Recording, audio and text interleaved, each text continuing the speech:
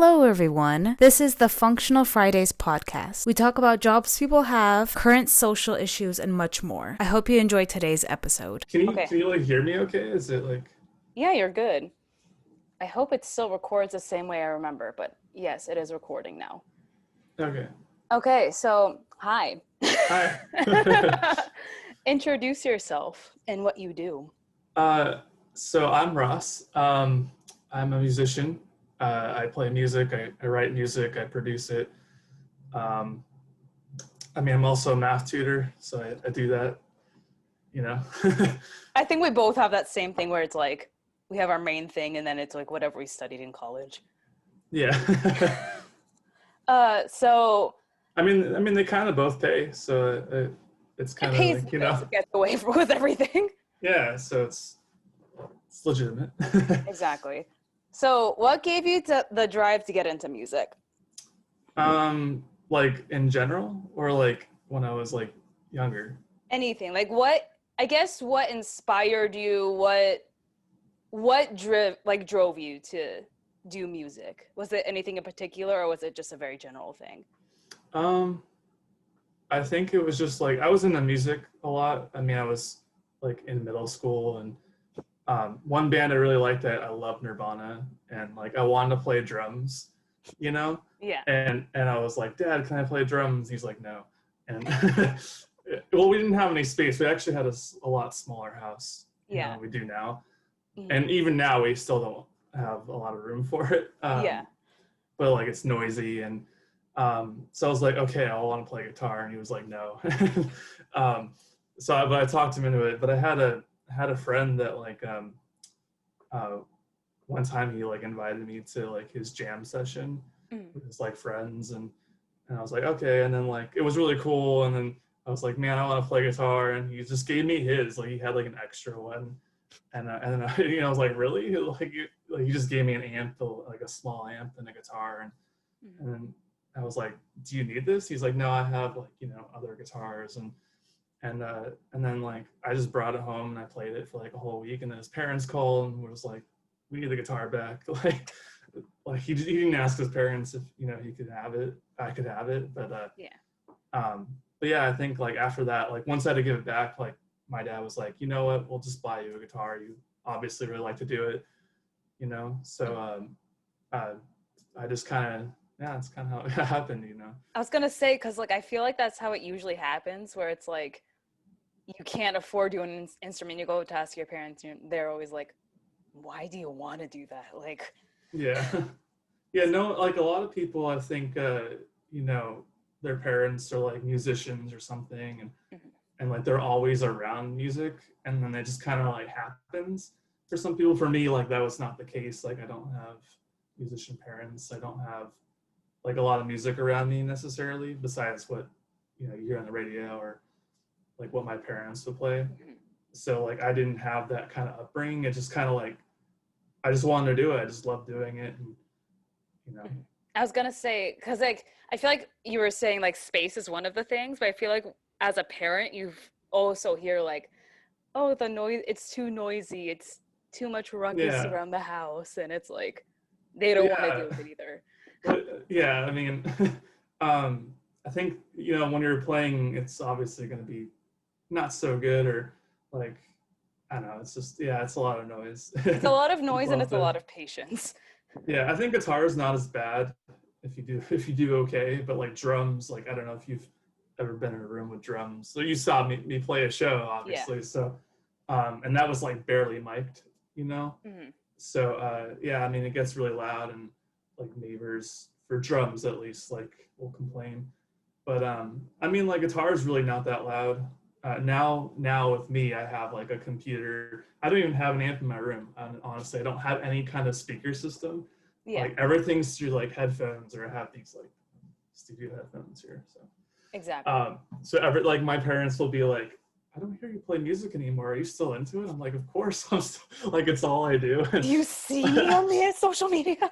Do you see what I'm doing? I don't have my parents on social media, actually. So interesting.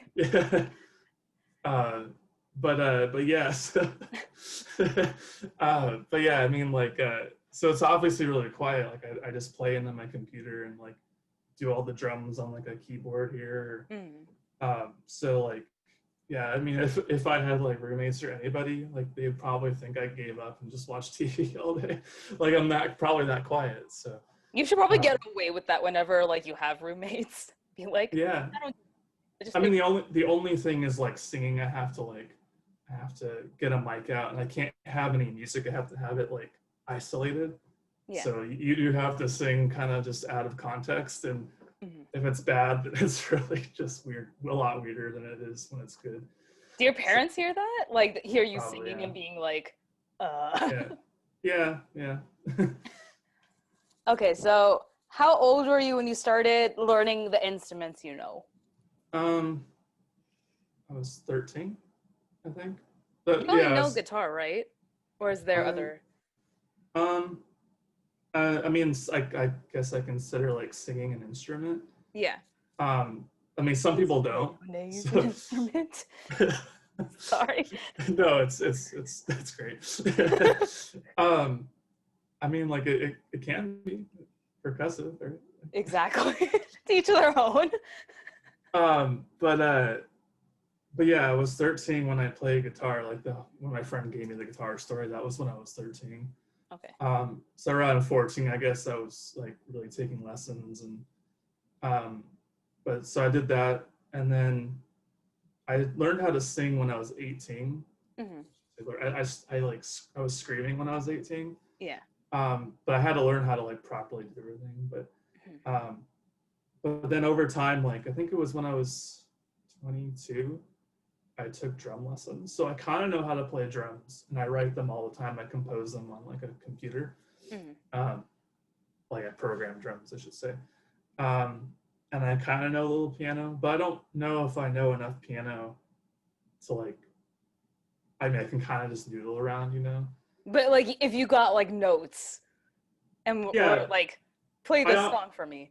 I would say I probably play my keyboard just as much as I do with my guitar, just because I can do anything with this. I can do drums, I can do like any synth sound, I can do any orchestra sound. So I'm writing melodies on like a keyboard all the time. Yeah. So I mean, like I guess I kind of, but the thing is, I don't know enough to like perform it. I think I would just kind of like suck. I end up like editing it all on a computer. I move all the notes around. So it's like basically your keyboard, or I was gonna say your keyboard, but it's basically like your like typing bass line for like making music. Yeah, it really is. Yeah. So, but I mean, you just kind of pick up on things as you go. Yeah. But I would say my main things are just like guitar and vocals. If I ever had like more space or more money, I'd probably invest in like an electric kit or like a real drum kit or something, and like really sit down and learn every single like everything I can know about drums, like to play it and like replicate what I write the best I can. So, yeah. It takes a lot of practice with anything. It really does. I was gonna say, because I think when you and I first met was when I was graduating from high school, and I think you were just like transitioning from screaming to just practicing your voice. It was around that time. Yeah. I so I want to say I learned how to sing about like 6 years ago. So if that was just about.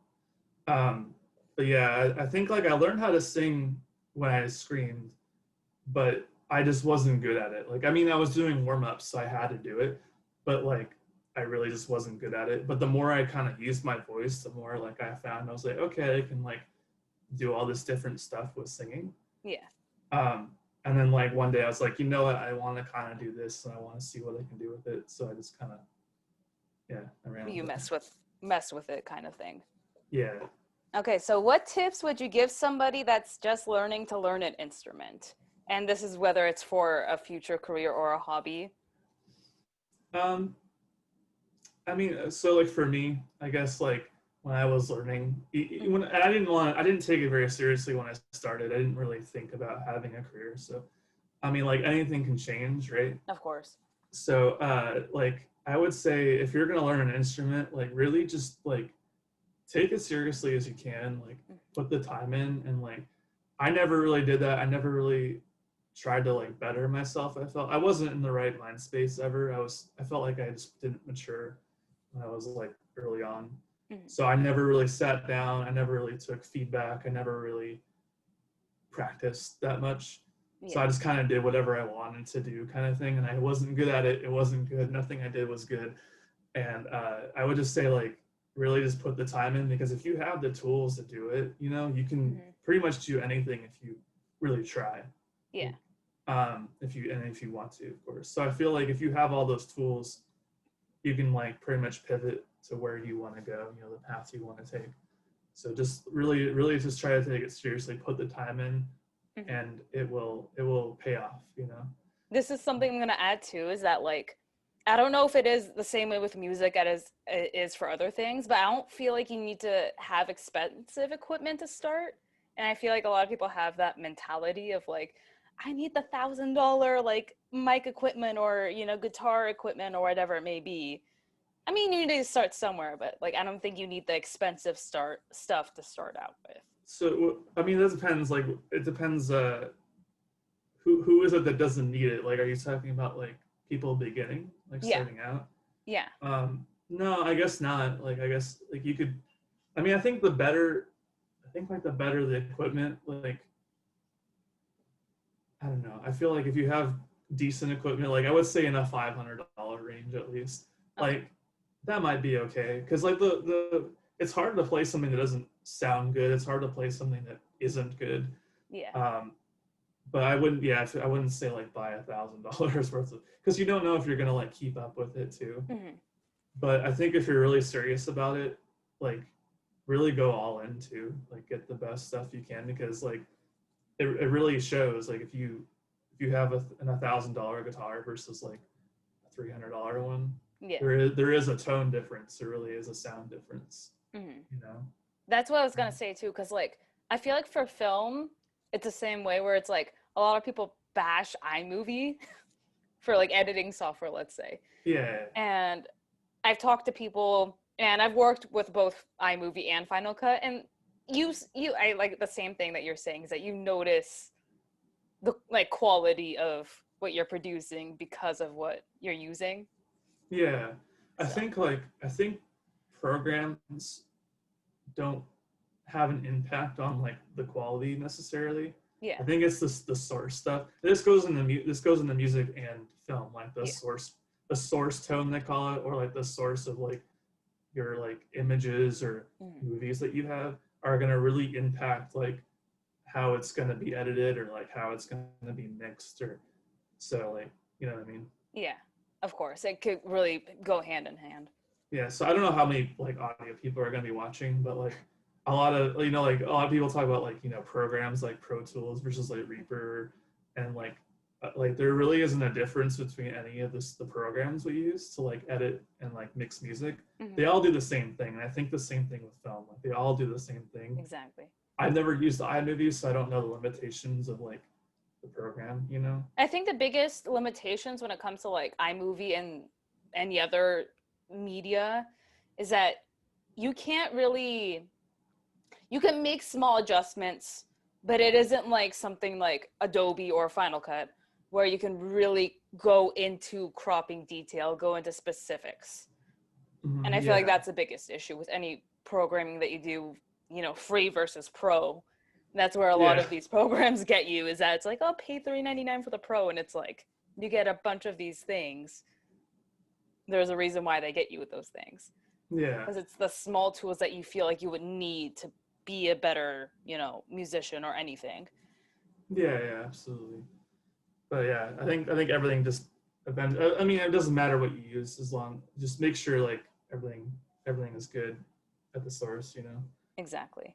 I kind of chuckled too as a joke. You said pivot and it made me think of Friends. I try I not to chuckle too much. I use it a lot now, because it's actually something a lot of like the community I'm around uses Yeah, that word, yeah. and I just sit here like my name's Ross, and it's like the worst word to use Oh, with it my was so name. bad. I was working with one of my friends and we were doing graphics or something. And I forgot why it was brought up, but she was trying to change the wording in something, and I used the word pivot, and she just like brought it up, and she started cracking up, and I'm like, I'm sorry, like I'm trying to help. Yeah. It's hard not to bring a friend's reference up. Yeah. It has to. Okay, so do you prefer being in a band to perform and to like make music with, or would you rather be alone to make music? I'd rather be alone. Like, I think, I mean, like sometimes it's good to have like other people. Like I have a lot of friends I send my music to, you know, like I'll be like, oh dude, does this sound good? Or like, but like, I mean, not a lot of people have the time to like sit down, and, like send me stuff back. Sometimes I do. Yeah. But like for the most part, I get a lot of feedback. Mm-hmm. But yeah, I think, I mean, it'd be nice to have someone like to show a riff and just be like, hey, like I have an idea for this, and I don't really have too many people that can do that at the moment. Or I'm like, if I do, I'm waiting like 2 weeks, and I'm like, yeah, can I have it? But for the most part, like I'll think about it. I write a song all the time, so like I'll sit there and be like, should I pay someone to like, you know, do a collab with this song, or just like, and then like something inside me is just like, I need to like do this myself. I can do it. Like, I can, like, it's just, even if it's hard, like I can fight through it. I can figure out like how to make it sound good. But yeah, I think I prefer to be like by myself, because a band's just like hard to like deal with. And I mean, a lot of people say this too. It's like you're dealing with like 5 personalities in a room, and you have 5 different people that like, this guy likes this band and this guy likes this kind of genre, and then you like this totally different thing, and like, you know. But for me, like when I'm writing a song, I kind of know for the most part what I want, what tones I kind of want, or what sounds I want out of a song. So it's kind of like, you know, I'd rather just do it myself, and I can get it done in a couple hours, where like a band will take like a whole month, and then we'll be like, is this a good song? And then we're like, nah. You know. Now, before I had another question that came to mind when you brought this up. How many bands have you been in? Just so everyone knows. Not that many, to be honest. Yeah. I mean, I've jammed with a lot of people. I think like, I want to say like 3 or 4. Okay. And then I've been writing music mostly by myself for like a very long, for like 10, 12 years. So like it's been, but I've tried to do it, and I've tried to do band stuff. But like for the most part, I think like I'll end up now, I'll just write the drums for like the drummer, and be like, just make this a little bit more technical than like what I can do on my own. Yeah. And it's just, but it gives that creativity away from like, or takes the creativity away from, you know, the musicians, because I'm like, oh, I have a bass part in mind I want you to do, and then it's like, then they're like not even writing for them if they're writing, because I have the ideas. So it's kind of like a better thing just to do it myself, you know. That's what I was gonna ask too, is because like going on with like sending your like, or asking parts from other people, or asking like other people's opinions, is that like, would you ever consider just like having a partner for a specific instrument, being like, hey, would you work with me just on like bass, because I trust in your advice the most? Yeah, I do have those people. Yeah. Like my friend Cody is gonna be doing bass for like my project, and my friend Dustin's been in like the one band I've had in mind elsewhere. He was the bassist, and he still kind of is, but right now it's kind of hard to get together. Like I'm locked down, you know. I can't have people over, and he's also super busy at the moment. So right now we're just kind of like, if it happens, it happens. But to be honest, I don't have too many of those people that I can do that. And I've asked some of my friends, and most of them are like producer people that kind of like, oh, if I'd rather just not join a band, or like we have completely different styles, you know. Of course. So it's too different. Yeah, so I really haven't had that person, but a lot of people that I know are mostly like for hire people. Okay. And I'm just kind of like, well, if I'm gonna hire someone, I'd rather I can do it myself, or if there's something that I really can't do myself, I will hire that person, you know. Yeah, it's like a necessary kind of thing. Yeah. So. All right, so how do you think people should promote their music if they're wanting to be noticed or seen, if that's their intention? don't, there's a few things. I think, like, don't just spam your music. Like, don't just put it up and be like, hey, like, listen to my band.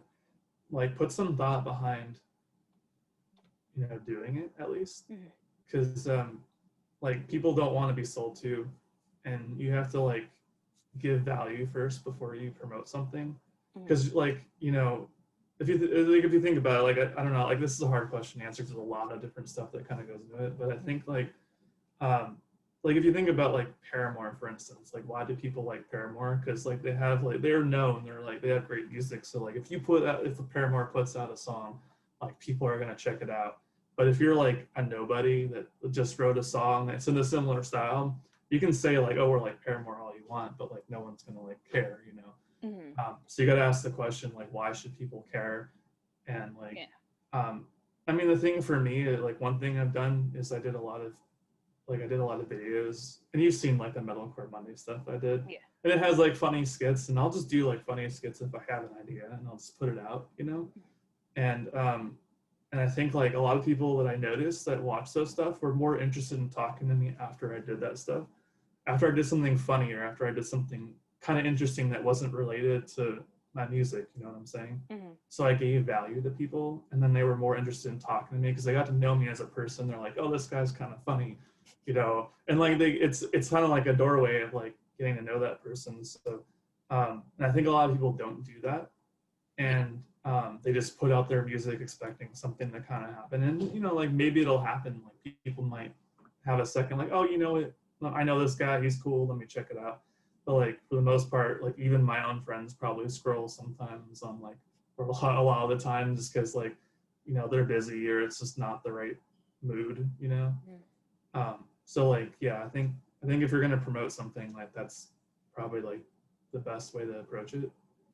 There's a couple of things that come to mind when you mention this, because like kind of like you were saying with like your medical Mondays and stuff, is that like when you become personable with the people that watch your videos, I feel like they're more willing to watch your videos later on, because it's like, okay, well, I want to hear what else you have to say or what else you have to offer, kind of thing. Yeah, so I mean, like, yeah, because you're asking for people for like their time. And like the more I've like gone in music, like trying to make a career out of it, like the one thing I learned is like the time is like the most valuable thing that a person can have. Is like, you know what I'm saying? Yeah. Like, so you're asking like, hey, can you spend 5 minutes just to listen to my song? And it's like they're probably like wanting to listen to their music, or they're just doing something, they're watching TV, whatever they're doing, they're doing something, and you're asking for like their time and like trying to get them to be interested so they want to keep checking it out. And I don't know where I was going with that, but yeah, I mean, I think you said like getting to know a person, like a friend is more like, they're more likely to check something out because they're your friend. Yeah. Or like, but if you don't know them, they're just like, why? I don't know who this guy is. Like, why should I check it out? Kind of thing. Yeah. And that's like the biggest thing I feel like has changed the music industry is like with social media, people have that idea where it's like, of course they want to promote their music, their videos, whatever it is. I feel like it's become like a business or more of like an entrepreneur kind of thing where it's like, I'd rather you just want to listen to my music without having to do anything else. Well, it is a business, like your thing. Your music is a business. Because like you're technically selling a product, right? So yeah. But yeah, a lot of people just kind of put it out there and hope for the best, I guess. Yeah. So considering the music industry and the music scene, what would you change about the music scene? And you can also add in whatever like you think COVID has changed with that. Because I feel like that may have put in a lot of change, but I'm not entirely sure. COVID definitely did put like a lot of, it gave a lot of opportunities. At the same time, it took away a lot of stuff at the same, like have a trade-off. Like online shows were a huge thing, and streaming went up too. So a lot of artists like got to like jump on that too with a lot of the free time, not including myself because I have nothing to put out. But I think for like your question though, I think like I don't know if it would change anything because it's kind of a weird thing. Like, I feel like if I say I want to change anything, like it's just a weird thing to answer. Because I mean, I guess I would say like they should pay artists more for like Spotify and stuff. I mean, that's a huge thing. That's something that people are trying to like change all the time. So I Didn't guess it like just change recently this last few months too, where it's like if you want to promote your music, you get paid less for it or something? um, it sounds familiar. I don't remember what it was, but there's a lot of different like things Yeah. that Spotify's been saying that this is off a lot of artists, Yeah. so they're not like helping themselves out. But yeah, I think if artists were paid more, and then and I know some people like some of the groups that you and I are both into. Yeah. It's like that. There's some of those guys that have actually gone out and done a whole business plan on how to like and have gone to like labels and stuff and been like, I have an idea of how you can pay artists more. And honestly, they don't even care. Like they didn't want to hear about it because like they only care about like the bands that they're doing and the money they're making and stuff. So they didn't want to change. And it's kind of a bummer because like these guys have like a legitimate plan. Like you like technically they could probably make more money in this too, you know. Yeah. Or they're trying to like look out for these like artists that are doing it, but like I guess no one wanted to do anything, you know. Yeah.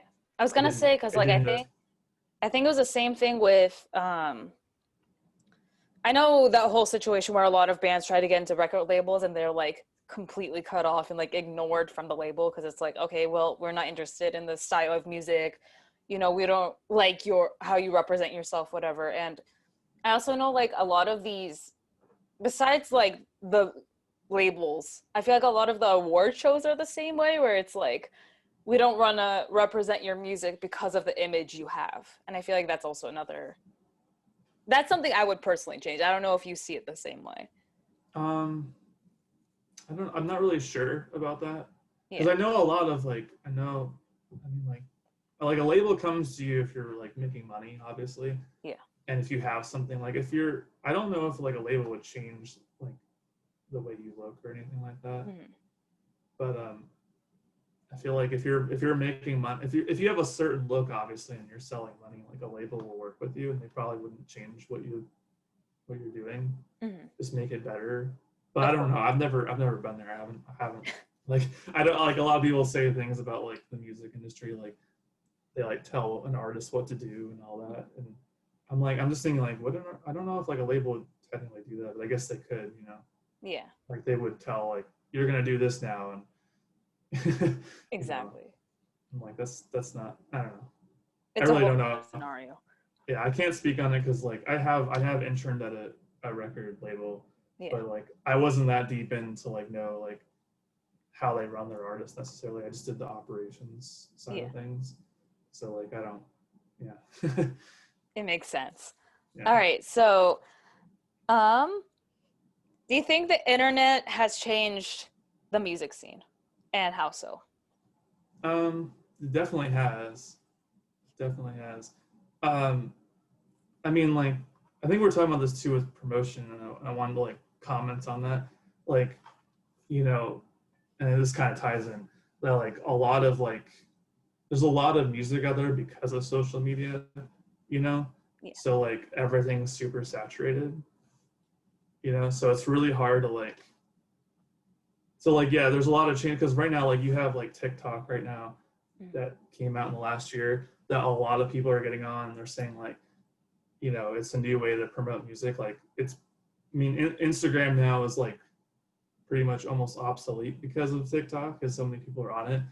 And like, I mean, that's just changing in itself because like a lot of artists are going and just doing like different kind of stuff. They're putting like little song ideas they have and it's not the same anymore. It's a whole different platform. You're not posting pictures. You're not posting like the promotion aspect's a little bit different.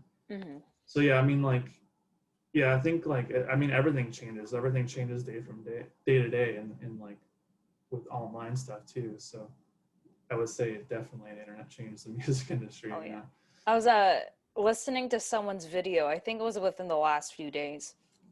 And they were talking about like how YouTube will change within like the next year. And it's her whole thing was that like because TikTok has created such an impact on the internet, that YouTube will become obsolete because people will not have the attention span to watch, you know, a 10-minute, 15-minute video, or like even a podcast like we're doing now. People won't have the, you know, attention to really want to sit there and like listen to a 30, 40, 50 hour long video. Yeah, I mean, I think that's understandable too. You know? Yeah. Like, I mean, even Instagram was doing like what minute long until they did like Instagram TV. Like it was always minute long like videos. Mhm. Like at first, like even 5 years ago, it was like 15 seconds at a time. Yeah, I think now when you post stories, it's like 15 seconds, and then when you post like on your actual feed, it's a minute. Yeah, I don't know. I don't know too much about that, but that does make sense, I guess, if we were going to keep that like structure in, where it's like a minute. I guess like over time, people would rather just sit on a minute long thing. I was kind of thinking that subconsciously a little bit. I was like on TikTok, and I was like my friend sends me all these videos now. I'm not really on it, but like when he does, I'll just kind of like go through and just get like sucked into like all these funny videos, and I'm just like, geez, like people just spend all their time on this. And it's just a weird thing because like, you know, it's like a new thing. I feel like Vine was the same way when Vine first started, like the 7-second videos, Yeah. And then and people would spend hours making them, and you're like, why do you spend like 6-7 hours making a 15-second Vine? It's yeah, but then like the Vines changed too, right? Like they were 7 seconds, and then they became like a whole 10-minute thing. I don't know. Well, I know I Vine is canceled now, so it doesn't really matter. But yeah, but I think like I remember like it used to be 7 seconds, and then like it would be like a minute long, and then they would expand the times. And like when I jumped into the whole Vine thing, like it was pretty much at the end when it was like kind of like obsolete. But then I was like watching all these Vines that were way longer, and then I would say something like, oh, I made a Vine. And they're like, what? Like, what do you mean you made a Vine? Like, this is too long for a Vine. I'm like, I don't know. I just watched this stuff that's like a minute long. So I remember it like expanded like their time limits. see, and that's what I wonder if TikTok is going to do the same thing, and then YouTube is going to come back by default because of that. Yeah, maybe. I mean, I could like, but I don't know. I was thinking about that too, and I'm like, if they do that, like people are gonna get bored. Is this gonna like be as saturated as like YouTube is? If you have so much like there's so much content, like I think the way it's formatted, like because you have a minute, you can actually absorb more content. So like it's like quantity over quality kind of thing. Yeah. You know, so it's like if you have like if it was to be 2 minutes, you know, like would people consume as much content or be more bored by it, you know, if they lengthen the time. Yeah, and I also think it depends on age at that point too. Yeah, I don't know what the actual demographic of like TikTok is anymore, because it started out as like a child or like children or kids, right? Yeah. And then like all my 20-something-year-old friends were on TikTok. I'm like, what are you doing? Like, but I posted a video on TikTok, I think like a couple months ago or something. Mm-hmm. It was just a random skit. You probably saw it. Yeah. It was the one where I was like doing the Mission Impossible with the Area 51. But but I got a lot of follows and I got a lot of views off that video. And then I looked at like a couple weeks later, I looked down on it to see who was following me, and it was like a bunch of like kids, and I was like, oh, okay. I was like, is this really the like demographic I'm going for? So yeah. So I think TikTok's gonna be. I've heard different like people say different things. Mm-hmm. Like TikTok's great for music, and then at the same time, people have like totally failed at doing TikTok. And I think it goes back to the whole like value thing I was just talking about before. Yeah. Is like it's the same way. If like you don't put something out that has value to somebody, then it's probably gonna not do so good. I was gonna say I think with any social media platform, whether it's Instagram, TikTok, Facebook, whatever you're using, it's a very hit or miss, and it's going on based on like the whole value thing. But I know some people, like there was some artists or musicians really like started a career off of it, you know, like they, but it just depends. Like everything's super weird. Like it's the whole science with marketing and promotion. Like there's some things you can put out and like you don't even have to put much thought into it, and people just resonate with it super well. And there's some things you could do the same thing someone else did and it would totally flop because it didn't it's not you. You're not the person that, you know, did the video that did so well. It's not obviously not going to resonate so well. So, you know, and I think that was something I had a thought when I was looking at your questions, and you said like you said like what tips I would have for promotion. But I lost my train of thought. What was I gonna? I hate when that happens. Sorry. No, it's okay. You're good. It happens to me all the time where it's like I had a really, really good thought and you like focus so much on it, and then when it comes to it, you're like where does it go? Like, like I just had this thought, and it was just like in a second, it was just like, oh, what was I talking about? I gotta catch it. Where did it go? No, I get it. If you think of it, let me know. Yeah, I'll come back to that when I think about it.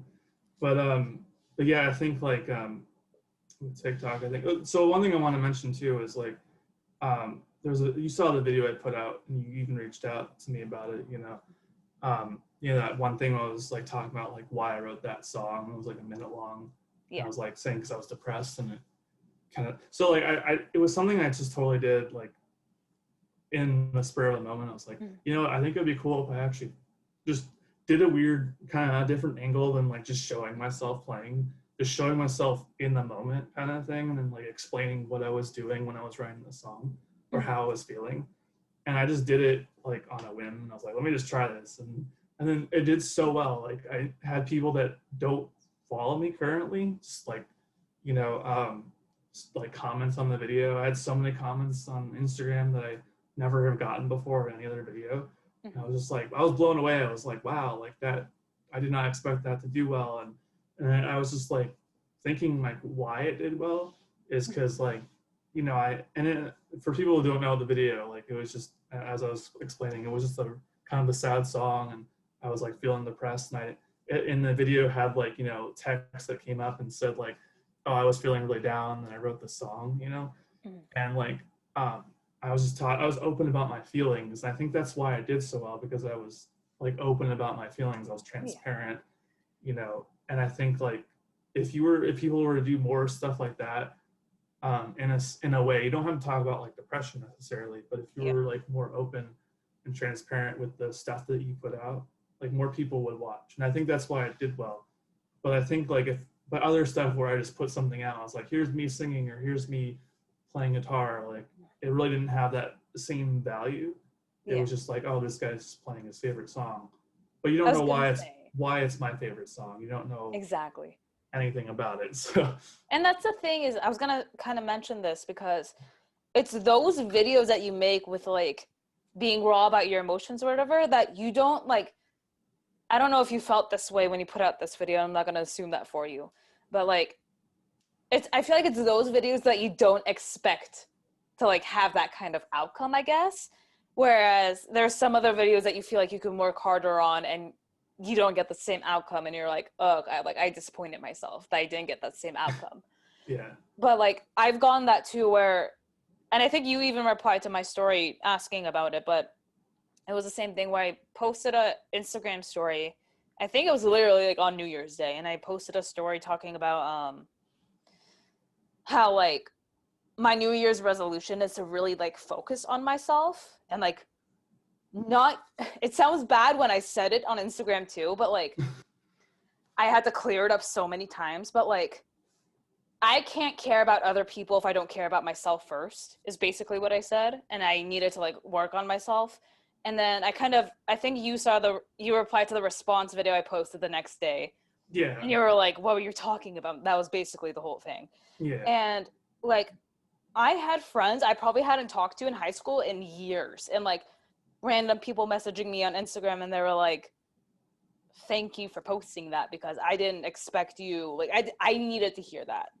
Yeah. And I felt like it's those kinds of things where it's like when you really are as raw as you say you are on social media, people are like, I can relate to you, thank you, I'm more interested in hearing what you have to say. And it's like we were talking about with the whole paid promotion thing, the more you can relate to others and the more like you hear people relating to you on social media, it goes hand in hand with that. Yeah.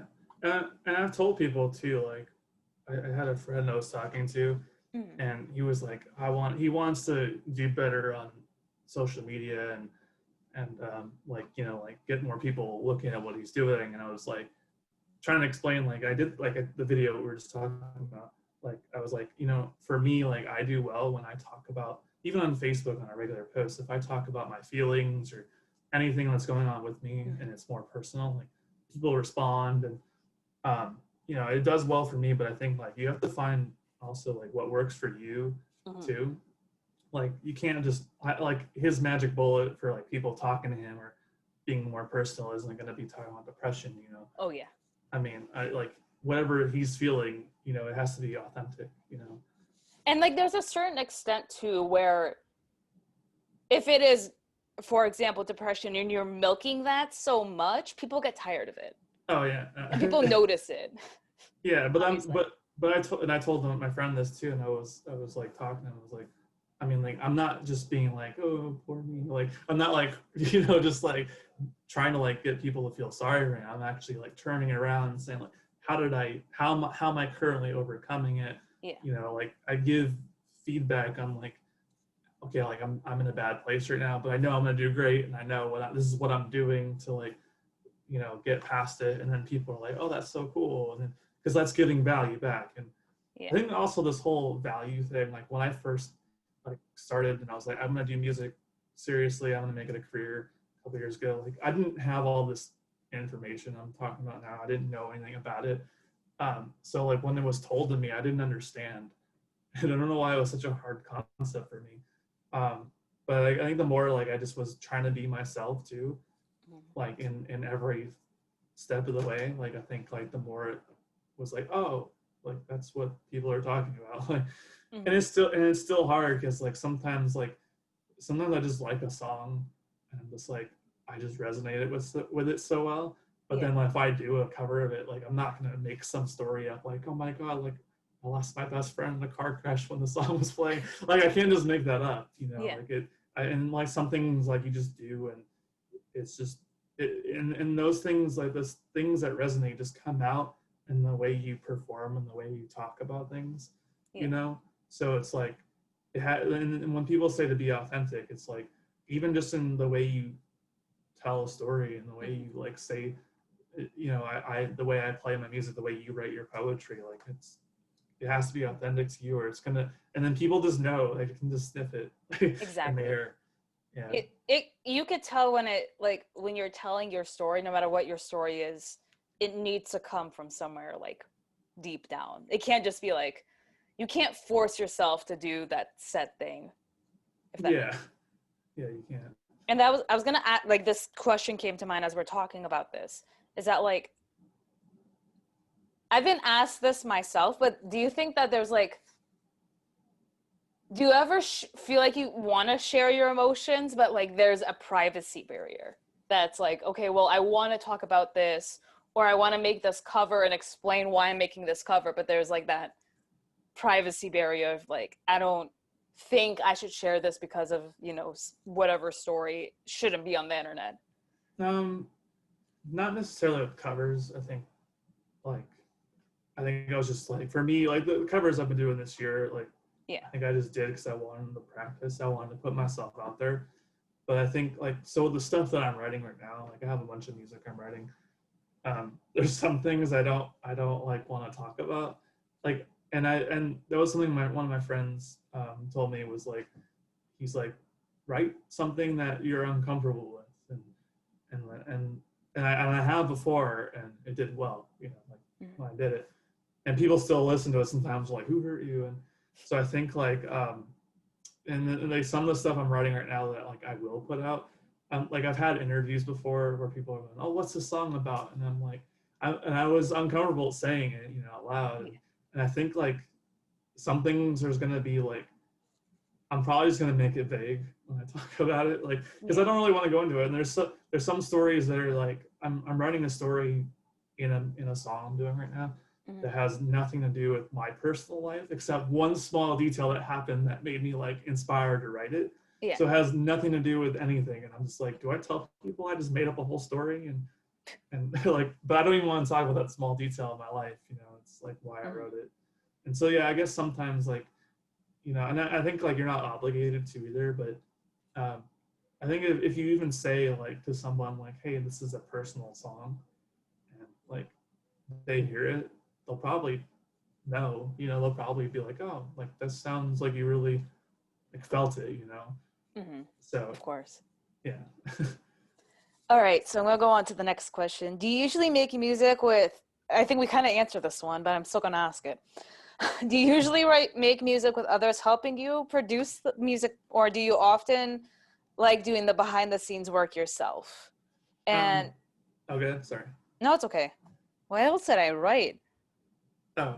I'll ask this part 2 as well, I guess, along with the first question. If you have worked with someone else, you feel like it's harder to get your point across of what you want your music to sound like. So I feel like that goes with the band thing we were talking about earlier, but go ahead. Yeah, so I mean I didn't really answer this question necessarily before, so it's a good question.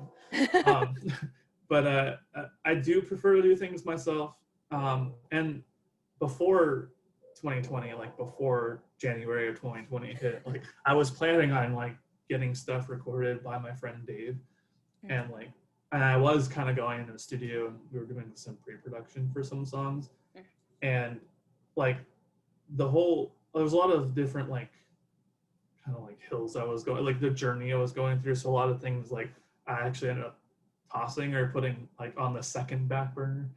Like it's not even on the back burner, it's like way in the back, you know. Like, I have a It's like shoved stove in the closet somewhere hidden. Yeah, it's like but I mean it wasn't a bad idea, I think, but there was some things that like like in 2020 I wrote like 60, 70 songs. Oh gosh. Which I think is pretty I think is pretty low, but I mean like so a lot of that was like I would write a song and be like, I don't know if I like this, and I would write a new song. I'm like, okay, this is the next song I'm working on. And I would write a new song. I'm like, okay, no, this is the song I'm working on. So like it just kind of like piled up, and I was like, okay, let me take a step back. And then there was one song I was working on, and I was like, you know what, I'm gonna like, I can't go anywhere right now, so I'm just gonna produce this myself. And I was kind of struggling with that back in like 2019, like a full production like that. But then I just sat down and did it, and it was it was pretty bad. It was like up and down emotionally. But then I got through it and I was like, you know what, besides the emotional roller coaster I went through, like it was fun and I think I should do more of this. And then like I just kept going and I was like, you know what? So I mean I still would, like if I had the money to spend like the extra money to do so, I would probably go to like my friend and be like, okay, record me, because it is a lot of work. At the same time, like I also think about sending it to people, and I'm just like, you know what? I think like I'm afraid to like send someone an idea, and then they totally don't get my like the point that I want to do, like this what I'm trying to explain that I want. Yeah. And I feel like like your vision. Yeah, and it definitely just came with just me doing it myself. And I mean, there's some things too that like I think like I'm not 100% getting in my head to, you know, what the song is. Like, I'm not getting it out, or like I don't have all the proper tools I need. So I probably would go to somebody else for some things. But yes, I mean it's not. I guess it's kind of I'm in the phase where like I would rather do it myself, but also like I might go to someone else. So it hasn't totally sunk in that I would never go. I feel like I'm getting to that point where I wouldn't go to somebody else. But I think you also like, and feel free to correct me on this. Yeah. I feel like it's one of those things where you need to find the person that will constantly understand your vision when you want to kind of like, I feel like it takes time to find that right person when you do want to work with them, to have them understand the vision that you want as a constant thing, if that makes sense. There was a producer I had that worked on the Mind Elsewhere stuff, the two singles that we have. The only two songs. But I mean, like, I liked his producing a lot. Like when we were in the studio, there was a lot of details that like he would go to the most like extensive details that like my friends don't necessarily do, or they don't, like everyone has their own beliefs, like their own system of working. But with him, like there was just some things he would sit down and say, okay, this one part needs you to do something a little bit different on guitar, or this section, like he would really listen to like how the drums were playing or what needed to happen. And like, I feel like that's where my brain is. And maybe it's because I was in that session with him, and I would, but right now he moved to Florida. So like, and I haven't talked to him in a long time. So I don't even know if he's still producing, but it would be cool to like be in that room again and like hire him for something in the future, or finding someone that does that same critical thinking. Yeah.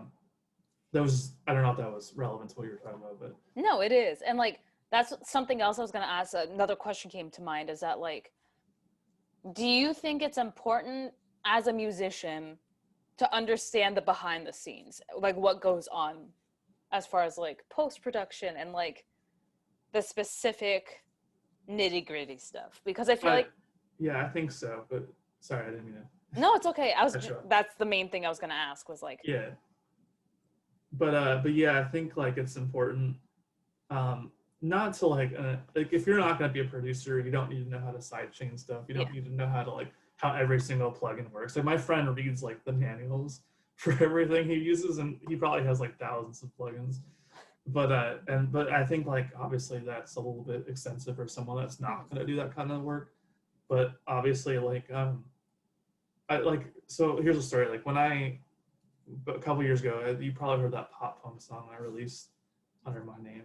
Yeah. Like when I was in there, like there was a lot of things I didn't know about producing and mixing, that I thought there was magic steps that were happening in between. And I would just go to Dave and just be like, can you make it all of a sudden sound like this song? and like he had some, and I just wasn't sure. Like I was still kind of new to everything, so it wasn't like, you know. So forgive me for my stubbornness.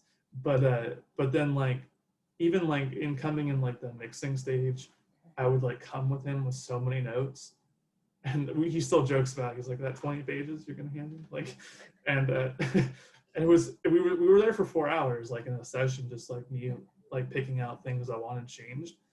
And honestly, like when I look back at it, I'm like, wow, there was so many, and this happened again with another producer that mixed something of mine afterwards. But once I started really getting into it, I was like, wow, there's so many things that like don't matter. Like all that stuff really doesn't matter. It's just like you, like, because people think like don't know what mixing is and don't have any idea. So like when Dave did another mix of the song that we also did with Better Days, yeah, like he did a whole move and had to like push back the mix, and ended up just kind of saying like, whenever you get to it, just do it.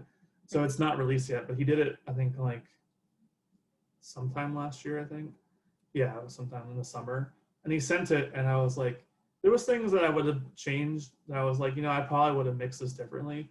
But then also like, I was like, okay, well, if I tell him to change all this stuff, like he would have to change all this, do all this work that like he's not getting paid for anymore. Yeah.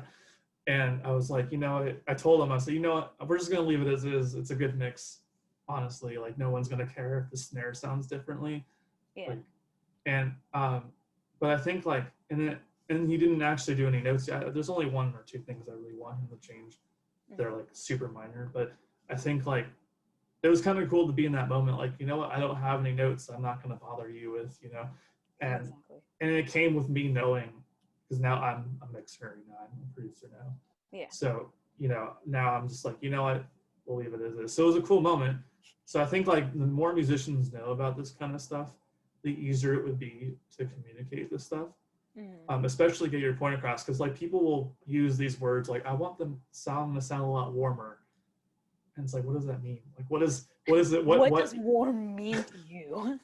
Because like what warm means to me means something different to you, you know. Yeah. And especially in a song that doesn't have a technical warm sound. Yeah. Like everything's in a frequency band. That's pretty much everything in a mix is compression, equalization, right? Yeah. So like what sounds warm, and then we can guess. We can be like, okay, well, I think like I can boost like 800 hertz to be have that kind of warm. Like it's kind of like what the frequency would be to make it sound warm, but like it's not a magic bullet. It's like the 20 things he just did in the last 20 minutes, you know, that Yeah. change the sound to be warm. So like and it comes from an amplifier, it comes from someone's fingers, it comes from all these things that you hear on an album. And like but people don't know, like if they were more technical with the mixing process, they could just be like, oh, you know, can you just boost this one frequency and sound a little bit like, and that would totally just like make our lives easier, you know. Yeah. But I mean, that's a perfect world, of course. But so I think like, yeah, in a long story short, yes, it would help to know, like, you know, Yeah. all these things, because it would communicate better what your vision is, and you know, It makes an guessing track. equal kind of between you as a producer and you as a you know, as an instrumentalist, as someone who's trying to create their music. It makes an equal balance. Yeah, absolutely. So okay, did I answer the question? I don't remember what the question was now, like the original question. Oh, do you usually make music with others helping you produce the music, or do you often like doing the behind the scenes yourself? We were somewhere else. I just like, this is my life, by the way, like with friends that don't know anything about music.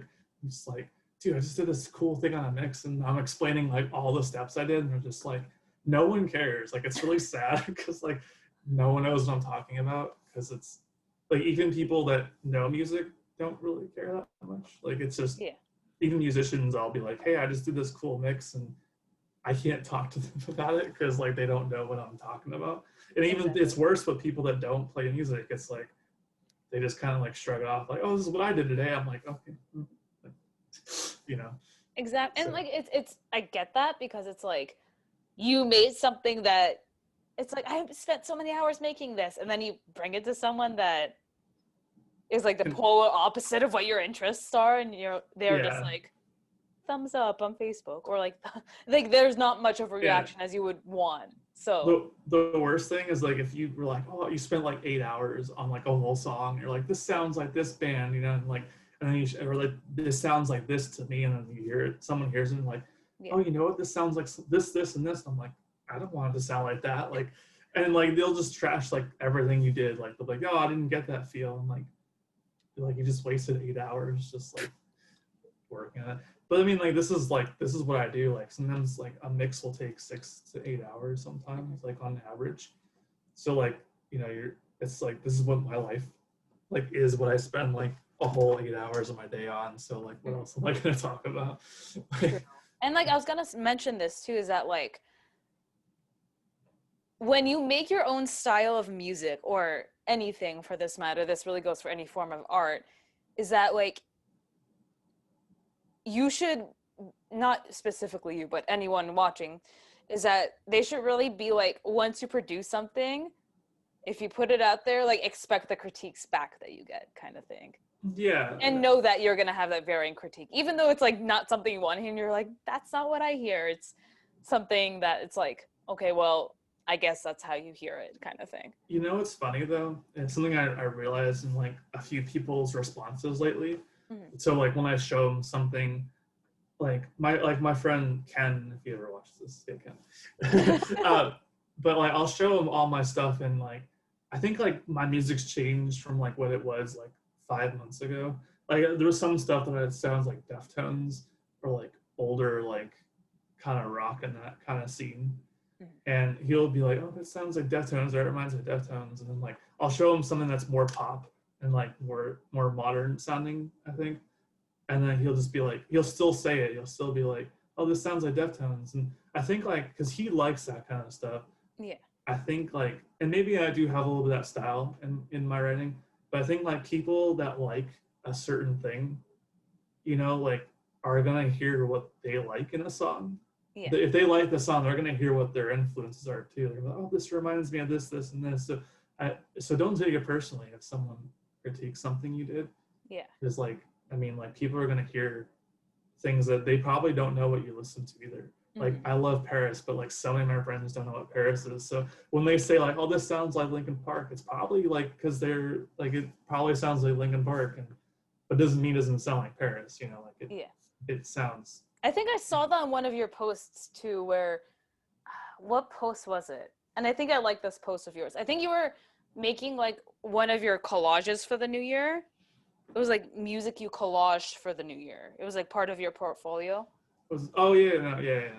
And I think I was reading through the comments, me being a little nosy, but anyway. I was reading, Yeah. I was reading through the comments, and I think I read something about like someone commenting about someone's voice sounding like Lincoln, like Chester from Linkin Park. Yeah. And you were like, how? That was one of those things I think that was like, because like there was one of them. There's one song, but I don't know if he was talking about. He said the first song I remember, you know, and I was like, the first song was a completely different genre. Like it's not even near like Linkin Park. It's like kind of like jazz, funk rock or something. And so like, but there was one song on there that does sound a little bit like Linkin Park. So I was a little confused with that, but I was like, yeah. So, but if he was talking about the wrong song, then he was definitely was hearing what he wanted to hear in that moment, I think. Exactly. But that was what made me think like, oh, like, I think people are just kind of hearing what they want to hear, but still valid regardless. Exactly. Now I wanted to ask this I think this question kind of goes with this one. That's why I'm asking it now. Do you, or at least we're mentioning it, but do you ever take, like, depending on your friendship level with somebody, do you ever take a critique more personally because it's like from like a stranger versus it's like someone that's a friend that's critiquing you? I don't. The first reaction to your question was like yes, but then the more I thought about it for a second, I was like, I think like all critiques I kind of take equally the same. But like if it was a friend of mine that like I respect highly, and he's like, because some of my music friends, like the producer friends that I have, I'll send them something, and we're all honest with each other. Like we're like super honest. Well, if it sucks, we'll be like, dude, this is ass, okay? Like we'll just straight up say it, like this is the worst thing you've ever done in your life. Like we'll say it like that, and like sometimes it gets to me, especially if it's a really good friend of mine. I'll just be like, dude, like you know how hard I worked. like I'll just be like, could you just be a little nicer? And he'll be like, no, like and it's cool because like he'll be like, no, I know what you're going for, you know, so I'm not like, I know your goals, and if you want to reach those goals, I'm not gonna lie to you. Yeah. And I'm like, you know what, you're right. I'm sorry, I got ahead of myself. And because I'm the same way. Like if someone comes to me, and I've talked to you before about stuff. We've talked about it back and forth with each other, but I've just been like outright like, dude, stop doing this. It's dumb. Like, and then you're just like, I'm just like sitting here like, I just hurt her feelings. Like, like I'm not trying to. I'm just trying to give like. And no, but that's something that like you and I have talked about before, and I always tell everyone this is that like, if I'm asking you your opinion and you're asking me for my opinion, I'm gonna be as honest as I can be. And I always tell people too is that like, and that's something I think we've talked about even before is that like, I tell you, if you're gonna be honest about something I make on YouTube or whatever I do, don't be afraid to hurt my feelings because you're really not. Like and that's something like I've talked to with one of my friends too, because like I have a lot of friends that do music, and I've had people ask me before like, Nikki, you're too nice. Like, just tell me what you fucking hate about the song. Yeah. I mean, that's relatable. That's relatable. Yeah. And I feel like there's a lot of people that, you know, they're your friends and they want the best for you, but I feel like a lot of people should take in mind that like, if there is something that sucks, be honest about it and like let them know like, hey, you should be doing this instead of this.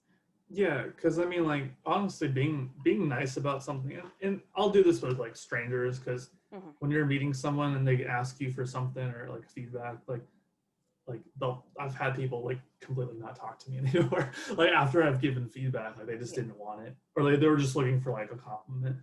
But I think like you know, like if you're like someone's trying to do something, and of course they're going to be really close to it and proud of it, but if you're nice about it, like you're kind of giving them the wrong impression and you're leading them in the wrong path. You're like, oh yeah, it totally does sound like this, and then they're like, oh cool, and then they tell all their friends like, this sounds like this, and they're just kind of like making an ass out of themselves in a way, you know, because it's not, and just because that one person led them the wrong way. So I think like And I mean, it does hurt. Like feedback does hurt, and I know my friends are like, "Dude, you don't take feedback very well." I'm like, "Of course." Like, I mean, some people process it differently. For me, it's just like my whole life, like in my 20s, like I never took feedback very well, and I like lashed out at people. And then there was one point I finally was able to like step back more and more. But like for me, it was a lot harder, and I think I'm just more sensitive and just in general. So like, of course, I'm gonna be upset. Of course, I'm like, just let me have my moment where you wrecked me, you know, and I'm just in a Just let me hole at the have my moment. 10 minutes to calm down. Yeah, and it's nothing just personal. It's just like I appreciate it nonetheless, no matter how I react. So I was gonna say the same thing because I think you and I have talked about it before, where like you've given me advice and you're like, "Are you okay? Like, did I hurt your feelings?" And I'm just like, yeah, "Give me like 10 minutes." yeah, No, because I yeah, think you and I have that same like point of view where it's like we get hurt for the first like 10 minutes and then we take our time, we read the advice, and we're like, "Okay, that actually makes sense." yeah. But I've had people like totally just like it's just like there was a friend of mine that like was like, hey, I had this video. What do you think about it? And I was like, and it was cool. It was like what she was doing was cool, and I liked the idea. Like potential was there, but I was like giving all these thoughts, and I was like pretty like I was like a long paragraph of it, you know, and I was just like, and I mean the moment when I get in that moment, I get caught up because I'm just like passionate about that stuff. Oh yeah. So, but and then like she was like, oh, okay, I'm gonna go make dinner now. I was like, and then she never asked me my I opinion think you again. told me about this too. Yeah, yeah. And I was like, and I went to my friend. I'm like, am I being too harsh? And he's like, and I guess we weren't like close friends, so I Yeah. could have been like, the way I approached it, I could have been more just like, hey, I have a lot of thoughts. Is it okay if I send it over, kind of thing. Yeah. So I've been learning about that too, is how to present my I was gonna ideas as well. ask you this too, is that like, do you take it personally when someone doesn't follow your advice? Kind of, and it's probably an ego thing, but like I mean I think everyone would do the same, but at the end of the day you just kind of got to be like, okay, well, like if they're not open to it, then like maybe that's not the people you want to be in your circle, because like I want them to do the same thing for me. I want to be in that circle, just like, and that's why I have like all these friends around me that I can just like me and my friend, like we'll just be like, we'll message each other and say, can you wreck me, just just tell me I suck, like, and then it's just a back and forth thing. Like we're not gonna bullshit each other. So I mean, if someone's gonna be upset about it, like about your feedback, you know, like you don't want that in your life, because that just doesn't feel right, you know. Exactly. It's Yeah. like a sore thumb kind of thing. Well, yeah, and then you want to have those people around you that are going to be like strong-minded, like moving forward, and like yeah, you know. All right. So, do you consider music to be I think we also answered this, but it's okay. Do you consider music to be a career or hobby? If otherwise, what other hobbies do you have? um, I think both, because I am getting paid slowly. Like as the more I go, I get paid for stuff, and like I have a couple of clients in the moment, so like that I'm working on stuff with. So I think like it's, I mean, a lot of time I'm writing stuff myself too. Yeah. But I do want to push that to a point where I'm getting a return on it. So it's kind of both, because it's fun. Yeah. And it's also like I was talking to my friend about this today / yesterday, and and he was like, I was talking about how like this is kind of a stressful thing to produce on my own music. Yeah. And he was like, it's a good stress, right? And I'm like, yeah, I wouldn't do it. Like I wouldn't keep doing it if I hated it. So it's kind of like one of those like hobby careers that like I hope to be able to keep doing, you know. It's a hobby you want to make a career full time. Yeah, yeah. Okay. Definitely. But as far as other hobbies, like I do have other. It's kind of. I mean, like I love watch TV shows and. You read my mind. Like, no, I do. But I mean, I love like paranormal stuff, and I love like horror and sci-fi. Lately, I've been watching the show Psych. I love that show. Yeah. But which is a comedy. But like before that, every day I was watching a horror movie. Oh yeah. But I had Jade come on your. Yeah. So, and she's like another paranormal. Exactly. I was gonna say, if anyone has watched that episode, he's the one who introduced me to Jade. But Yeah, I know that that's how it kind of got brought up between like the whole paranormal stuff is that I think I brought it up to, I don't remember if I actually talked to you about this or not, but there is this YouTuber I watch that they like travel the world to like search for abandoned buildings and like they'll Yeah. try to see if there's any paranormal stuff in these buildings, and like they've traveled to this like weird amusement park in Japan like that was trying to be Disneyland, and it's like I know that's something that was like a big conversation with both of us before. Yeah. But I mean, it's kind of cool that people get to do that, And I think Jade does that a little bit. Like she's traveling and I visiting think she just moved places. to Texas to do it too, right? I think. Oh, I don't know if she moved, but I didn't see anything about it. But I'm assuming based on what she's posting on Instagram. yeah, but yeah, the whole paranormal. I don't really. I'm always hesitant to talk about the paranormal stuff because like people might think I'm insane. Because I mean, it's more widely accepted now in the last like 5 to 8 years. Like it's come to the surface as a more like a bigger interest with people. Yeah. And I don't know exactly what brought that on. I think there was a show on TV that really brought it, and I forgot the name of the show, but it was like the two investigators that did it together on TV, and they made a whole show about it.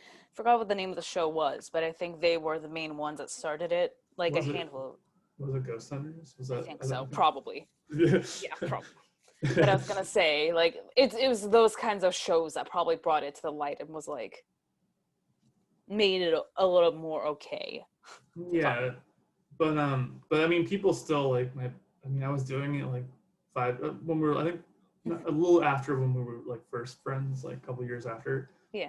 I was doing it, and I would stay up like late at night with other friends, going to like places in the area, and like I would come home, and then like the next day, my parents would like be like, "You need to get on medication because like this is not normal," and it's just kind of like it put a stigma, and like if I talk about it, some people might make fun of you. But I mean, I just love it. I love the adventure of it. It's just like, I mean, if it doesn't exist, I don't know. But yeah, to each their own. It's still cool. I still like the movies. Like I still like the vibe of it. Yeah. But yeah, I think that and then like I like games now.